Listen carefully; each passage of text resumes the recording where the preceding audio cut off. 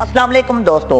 Nadreen, Alauddin बादशाह जलालुद्दीन के बड़े भाई शहाबुद्दीन मसूद के घर पैदा हुए और उनका नाम अली गरशप रखा गया। तारीखदान मोहम्मद सईद अहमद जाफरी ने अपनी तसनीफ सिकंदर सानी सुल्तान अलाउद्दीन में लिखा है कि सुल्तान जलालुद्दीन फिरोज शाह खलजी ने बदसत खुद अपने एक भतीजे जिसका नाम अलाउद्दीन बिन शहाबुद्दीन मसूद था, उस जमाने से जबकि वो अपने माँ का दूध पीता था निहायत नाज और नाम से पाला। ये उससे अपने बेटों से भी बहुत ज्यादा अजीज रखता था। मारना तो दरे किनार कभी तेज निगाह से भी नहीं उसकी तरफ देखा।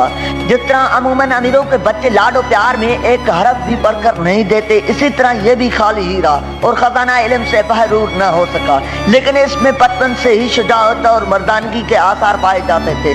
सुल्तान जलालुद्दीन जो कि खुद निहायत शुजा था, ये देखकर बहुत खुश हुआ करता था और उस पर हर वक्त जान छिड़कने के लिए तैयार रहता था और उसकी जरा सी भी तकलीफ से सख्त बेचैन हो जाता था। वो मजीद लिखते हैं कि जब से अलाउद्दीन के हाथ पांव काबू में आए तो वो अपने बदन और कद कामत के मौजू हथियार संभालने लगा। शुरू से ही तीर अंदाजी, नेजाबाजी और शिकार और घुड़सवारी का आशिक था। सन्ने तमीज को पहुंचने तक तमाम फनून सिपाहगिरी में वो महारत और कमाल पैदा किया कि सनरसीदा इश्कात देखकर अंगश्त बदनान रह जाते। ज़ईफ सुल्तान चचा अपने नहूनहाल के हरकत सकनात का मुशाहिदा करके बाग बाग होता रखा, मगर ये खबर न थी कि जो देख रहा हूँ ये मेरी मौत की ही का सामान है। अलाउद्दीन खलजी को कड़ा की बगावत को कामयाबी से कुचलने के बाद वहाँ का गवर्नर मुकर्रर कर दिया गया। उसके बाद कुर्बो जहाबार के इलाके को दिल्ली सल्तनत में मिलाने पर उन इलाकों का भी जिम्मेदार बना दिया गया।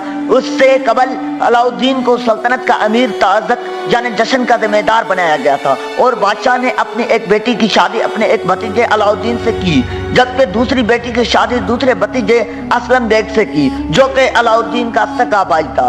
बसेला और मालवा की महम के दौरान अलाउद्दीन खलजी को दियोगरी की दौलत का इल्म हुआ और उसने अपने चाचा के बगैर बताए हुए इस पर हमला किया और कामयाबी से हमें किनार हुआ। लेकिन उसने दिल्ली जाने के बजाय कुड़ा वापसी की और अपने भाई को सुल्तान के पास लेकर कर भेजा कि अलाउद्दीन उनसे बहुत खौफजदा है, जिसके सबब वो उनसे मिलने की जसारत नहीं कर सका और उससे माफीनामा दिया जाए। बादशाह ने फौरन माफीनामा फराहम किया और फिर असलम बेग ने किसी तरह बादशाह को कुड़ा के सफर के लिए राजी कर लिया, जहाँ रोजे की हालत में बादशाह को कत्ल करवा दिया गया और अली गरशप अलाउद्दीन वाला दिन बनकर उभरा। दिल्ली सल्तनत के माहिरीन तारीख दानों का ख्याल है कि अमूर सल्तनत और जहांबानी में अलाउद्दीन खलजी सबसे आगे था।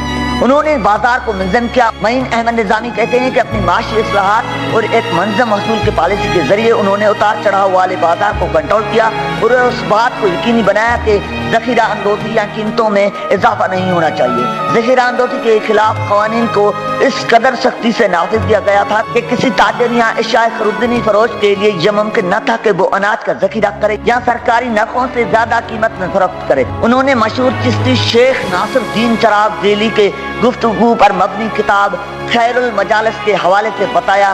शेख ने एक बार अलाउद्दीन के जमाने का जिक्र करते हुए कहा कि उस वक्त चीजें कितनी सस्ती थी। उन दिनों में कोई भिखारी ऐसा नहीं था जिसके तन पर सूती कपड़ा न हो। अलाउद्दीन छोटे लड़कों को बाजारों में बेचते थे ताकि ताजरों की ईमानदारी और सच्चाई को जांचे, मुख्तलिफ दराज से रिपोर्टें हासिल करते और मुजरिमों को सजा देते। तो ही हिंद का लक़ब पाने वाले सूफी शायर अमीर खुसरो ने अलाउद्दीन खलजी के दौर पर मबनी खज़ाइन फतूह तहरीर की जो सन 1311 ईस्वी में सामने आई। उन्होंने अलाउद्दीन की तारीफ फौज के हवाले से नहीं बल्कि अवामी फलाह व बहबूद के लिए उठाए जाने वाले इंसानी और माशी इक़्तिदामात के सबब से की जाए। अलाउद्दीन खलजी की वफ़ात 4 जनवरी 1316 ईस्वी को हुई। जी तो मोज़ेस तो ये थी आज वीडियो के बारे में आपकी क्या राय है? आपने अपनी राय से आगाह जरूर करना है। इसी तारीख वीडियो देखने के लिए हमारे YouTube चैनल को जरूर सब्सक्राइब करें। मिलते हैं एक न्यू तारीख वीडियो के साथ, तब तक के लिए अपना और अपने पैरों का ख्याल रखिएगा। अल्लाह निगहबान।